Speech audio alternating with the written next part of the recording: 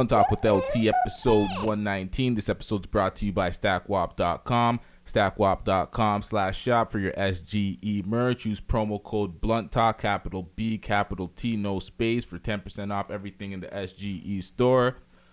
Make sure that you subscribe to the YouTube channel. Shout out to my day one subscribers. Shout out to my new subscribers. We growing every day. Make sure that you also subscribe on Apple Podcasts, Google Podcasts, Spotify, Breaker, all that shit. Wherever you download your audio podcast, make sure that you subscribe there as well. We trying to grow out there as well. Okay, let's jump right into it. Let's get into the fuck shit. Okay, so Nate Robinson. Nate Robinson got knocked the fuck out. Shit getting out of hand now. Knocked the fuck out. And it was, okay, let's watch it and then let's react to this, because this is embarrassing. You eventually. Yeah, make him think. There you go. Feint, step. Oh, there's a feint from Jake. Caught him. Oh, my God. Lord have mercy. Oh, Jesus. Oh, Lord. Snoop talk about dropping it like it's hot, baby. Take my hand. Holy, got up. Lead me on. Let me stand. Wow, nothing funny about what's happening with Nate Robinson, but Snoop Dogg is singing the hymns. He's trying to get Irene. Oh, Lord. Mamma Mia, the problem child, proving to be a big. Okay, so that was the second round. He got knocked out in the second round. Jake Paul took him out real quick.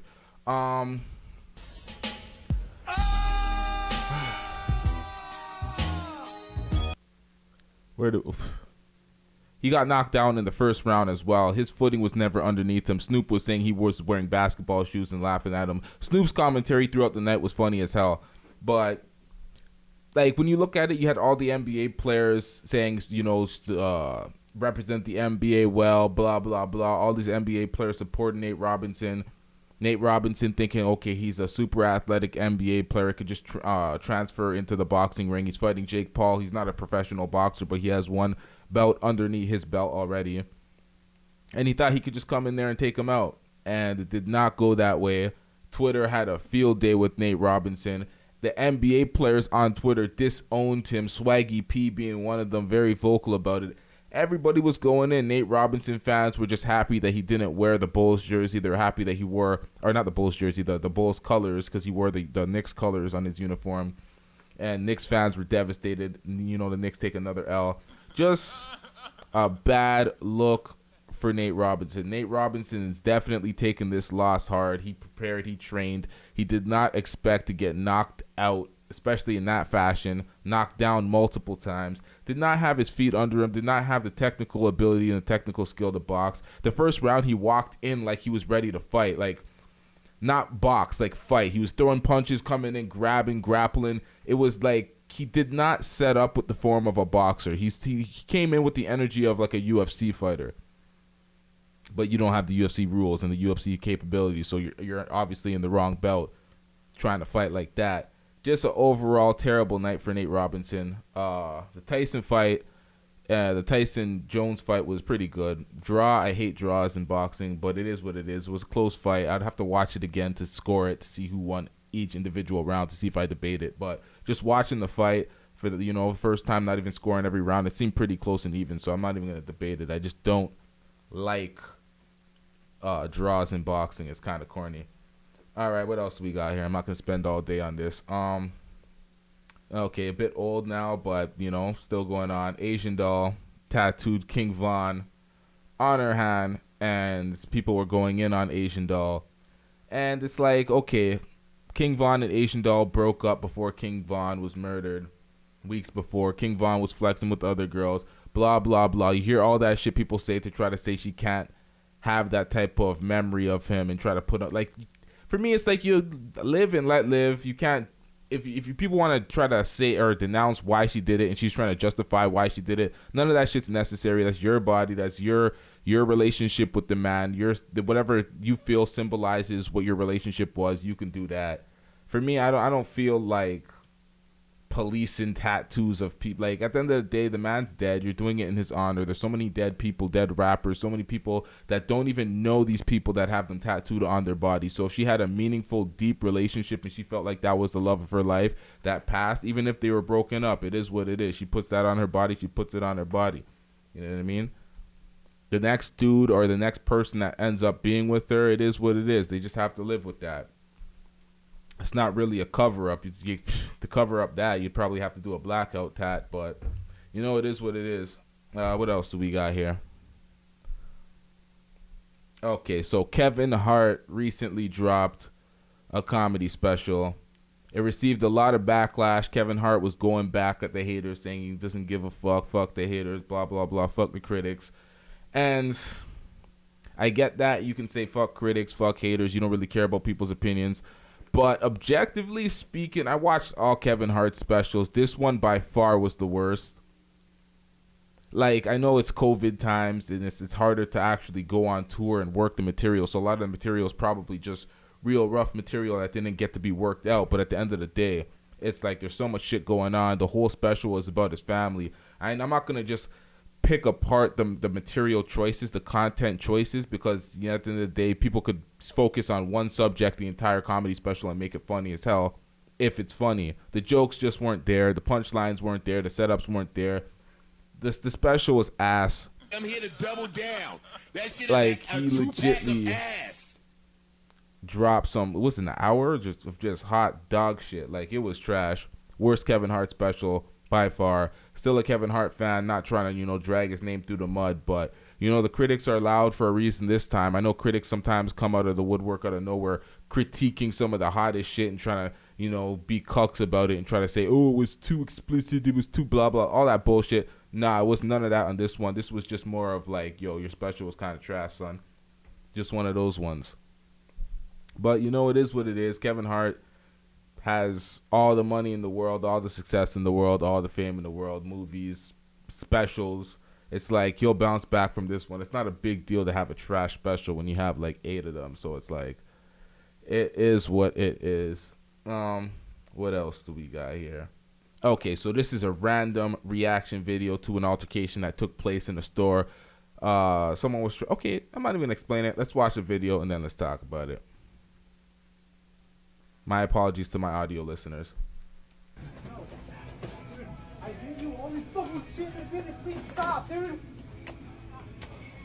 Stop, dude. I gave you everything, man. Call the cop.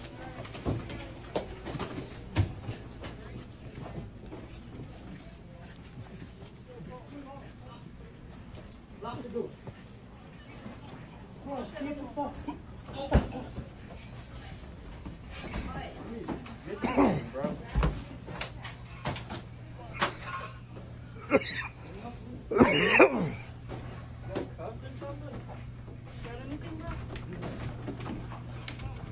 Bro, go lower and pull his knees. What are you doing?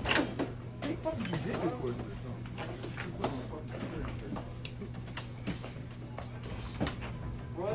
Road Snyder Walgreens, the other stop liquor entering the league. He's taking smoker right away. He's running out the door. Road Snyder Walgreens. Yes, please. He's trying to run out the door. White, yeah,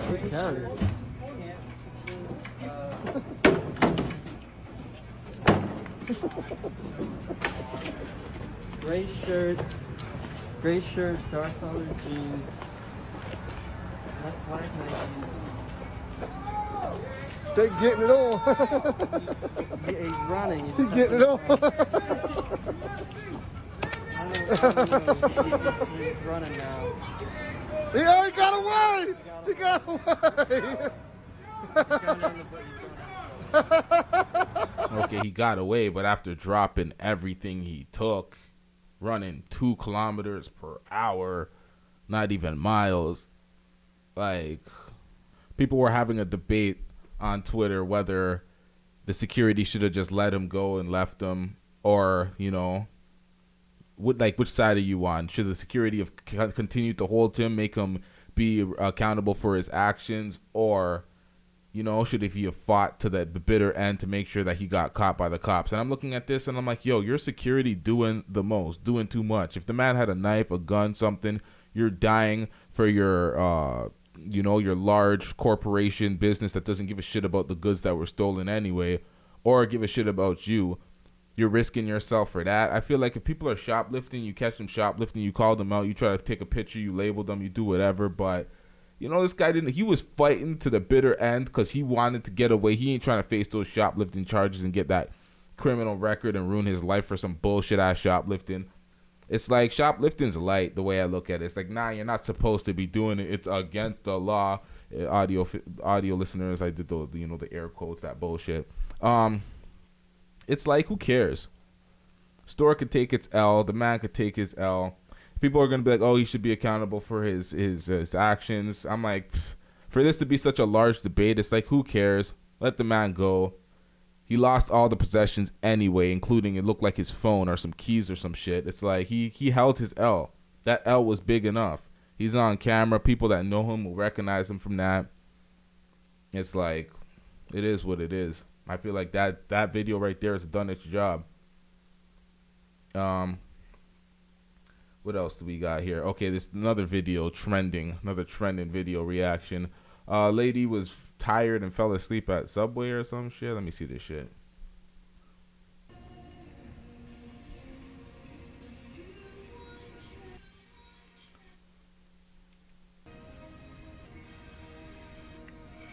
Okay, she just was like salting or whatever the hell she was doing, seasoning the sub, fell asleep, very tired. Who cares? I'm like, oh, with videos like this trend, it's like, who cares? The old lady was tired. She probably worked a long shift. She probably had a difficult life, travel there, whatever the hell the case may be. She's just tired. It is what it is. Not a big reaction. Not a big deal. What else do we got here? We got any news out here? Got any shit going on? Let's see. Okay, so we got Chromazz dropping a diss track to Meg Thee Stallion, calling her Marcus the Stallion and going back and forth. And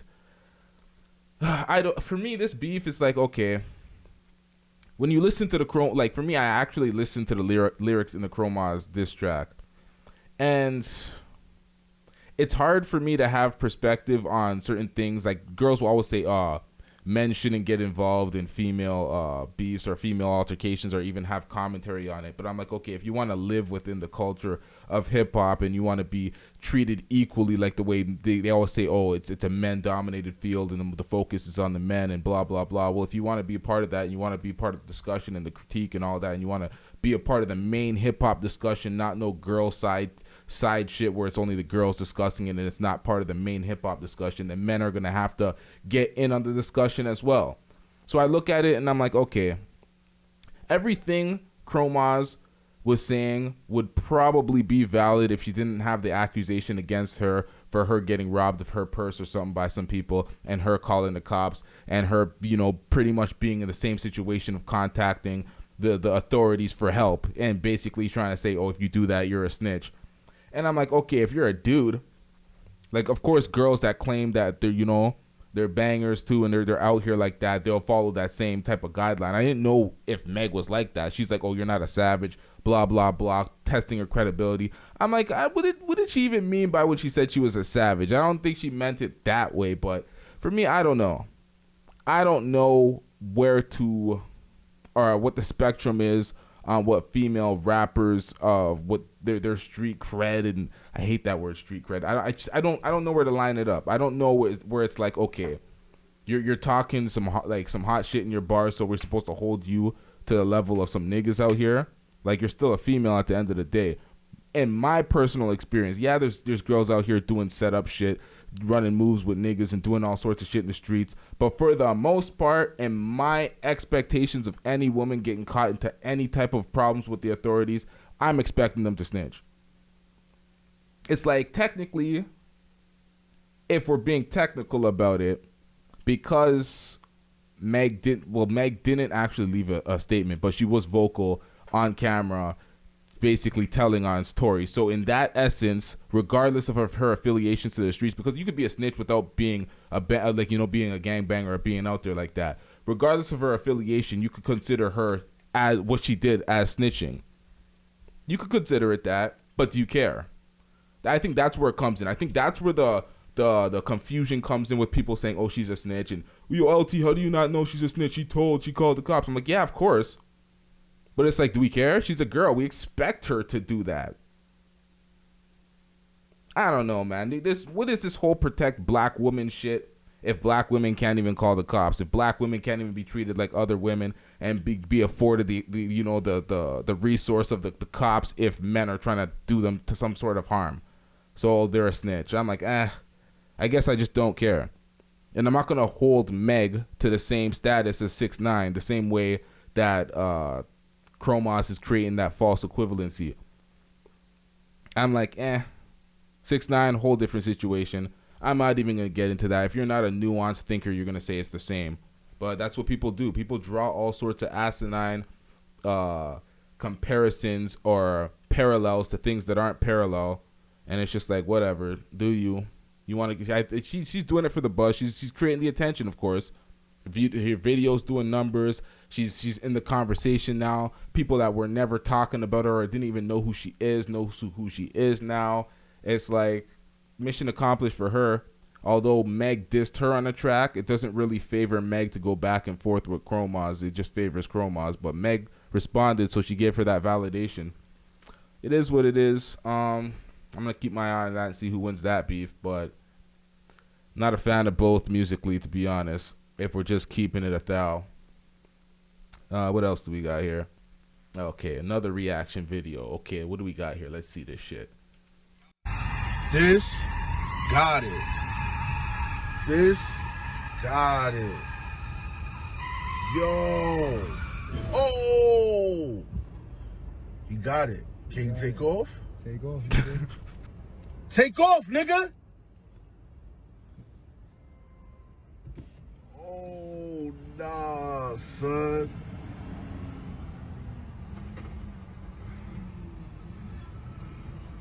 Oh, this shit won't move.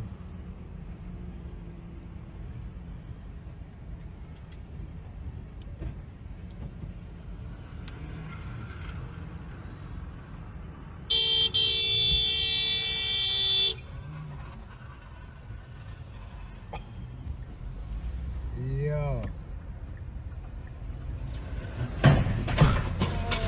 Yo, follow that. Follow that.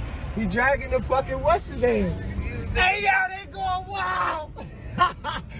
Yo. These They niggas going is wild. wild. Yo. Where's Son went? Yo, he Oh, he threw went it. that Yo, way. that Nah, was he crazy. went that way. Yo. Son is back up here. Yeah. Nah. That was crazy, bro. Honestly, wow. I don't know who's doing the most in that. Guy not trying to get his car towed, so he's going the extra mile, driving that shit away. Tow truck guy trying to reverse with the shit still down on the ground in the middle of the road, doing whatever he wants to do, breaking all sorts of rules on the road, flying through that stop sign with that shit still on the ground dragging. I would think he's doing the most. This is your job. This is this nigga's livelihood and his transportation in his car. So obviously he needs to go the extra mile to save his car from being towed. I don't know if he missed the payment or whatnot. I don't know if he was just parked in the wrong area. It looked like that was in New York. Jeez. I'm on the guy's side. The same way when he's like, take off, take off. That's what I was thinking in my head. I'm like, yo, what's this nigga stepping outside his car to confirm where the guy is? Nigga dip. That's what I was thinking. I'm like, yo, take off, take off. So he took off. Good for him. Hopefully he got away. Honestly, I'm not a role model. I just try to do like objective breakdowns and raw opinions of my thing. So when I say something and people are like, well, that's against the law. Well, that's bad. Well, LT, da-da-da. I'm like, yo, come on, son. This is just my honest opinion. I'm not here to try to lead the fucking sheep out here. I'm not trying to, be a role model and be the quote unquote right thing to do, motherfucker. Like, it is what it is. I just feel like, yo, you gotta do what you gotta do sometimes in life, and I'm not here to judge people. I'm a more let live type of person, but I will have my opinion on situations. But it is what it is. You know what I mean? You can care about the opinion or not. What else do we got here?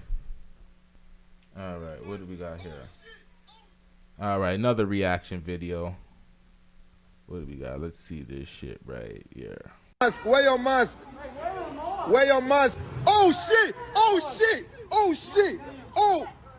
Don't touch my phone. Go and fucking help them. Oh shit, that white girl crazy though. She's fucking her up though. Shit. Oh shit, let me see that shit though. Shit. No. Hey, stop them. Hey. Shit. Oh shit, the white girl crazy though. Look at her eyes though. Shit. What? Grab your stuff on the floor. It's enough. You've done enough. It's enough. Don't go after her mom. Boss, your security, what the fuck did you do? You were holding the door. You didn't do shit.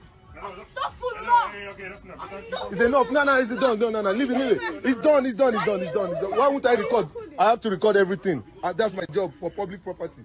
Boss, it's going down in this shop. Give me cigarette. Fire your security now. 2 girls are fighting. That nigga didn't do shit. Give me cigarette, please. I'm gonna break you can fight though. Okay, I don't know what that fight was over. Seems like that was like a mask situation. Well, that's what the shit was, captioned as. But I don't know, man. It seemed like she had her mask down, so it didn't. I don't know if that was a mask situation. That just looked like an ass whooping. It seemed like an altercation. The girl was not liking what the other girl was saying when she was up in her face, and she just delivered an ass whooping.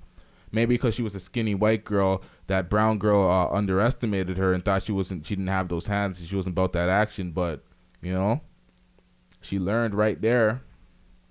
Not too much opinion on that because I don't know what the hell that squabble was for. There's no information on that, but it is what it is. Another senseless reaction. Audio listeners, my apologies once more. Okay, let's get into a little bit of ball talk before I wrap up this episode because I didn't get to speak about the draft and the offseason that's been going on in the NBA. The Hornets picked up LaMelo Ball, number 3. I'm happy about that. I feel like that's the best fit for LaMelo Ball going forward for his career, for him to develop around a group of a bunch of young, developing talent. It's like the people, the ball players on Charlotte, like a lot of these guys are talented young kids that just don't know how to win and don't have a team identity yet. So it's a good place for LaMelo to kind of make an identity for that team, and there's nowhere to go but up because they suck. They're trash. They've been at the bottom. Never won a playoff series since being forever. But it's a good fit for LaMelo Ball. I don't like the Lakers picking up Montrezl Harrell. I don't like that move at all. I would have rather them try to get Serge Ibaka or keep Dwight Howard or JaVale McGee, but Dwight Howard fled so early.